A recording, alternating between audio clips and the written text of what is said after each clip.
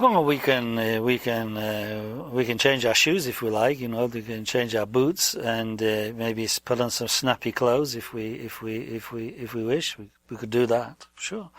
But as Dharma is really essentially about the mind,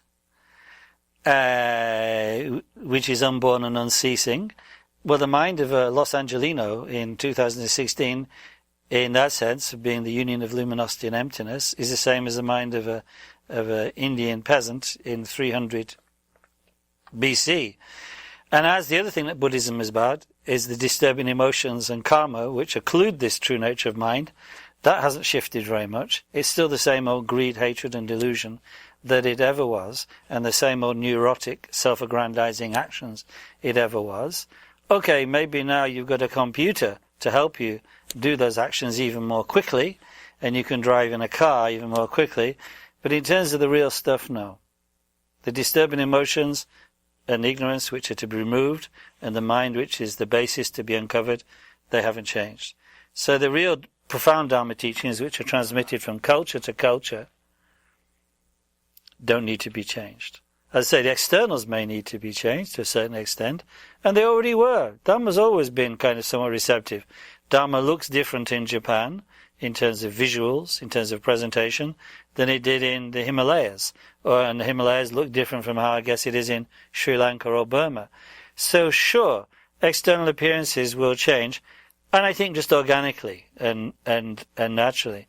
And maybe, for instance, the size of the monastic body, the number of monks and nuns, will change a little bit because economic arrangements are somewhat different in the West, and schooling is somewhat different.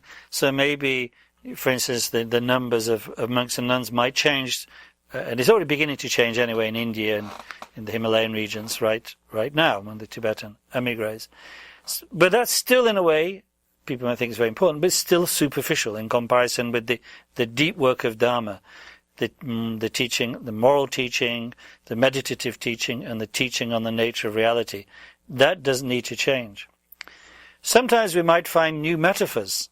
Like, for instance, we might find new metaphors for illustrating traditional teachings. Like we might find, like from, say, scientific ways of describing certain types of physical interactions, we might find nice metaphors that illustrate the process of dependent origination, and we should be happy about that and feel enriched by that.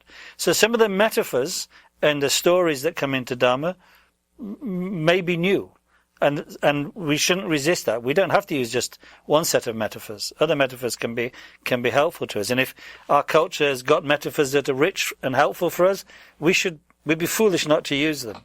So in that way, again, Dharma can change. And I like that. But I consider it, if the question is, does Dharma have to change its fundamental teachings about the nature of the world, the nature of enlightenment? Of course not. In ancient Israel, there's like Abraham still, said, turn off the light, honey. And he, nowadays we say, turn off the light, honey. We're no different than Abraham in that way. So the teachings don't need to change.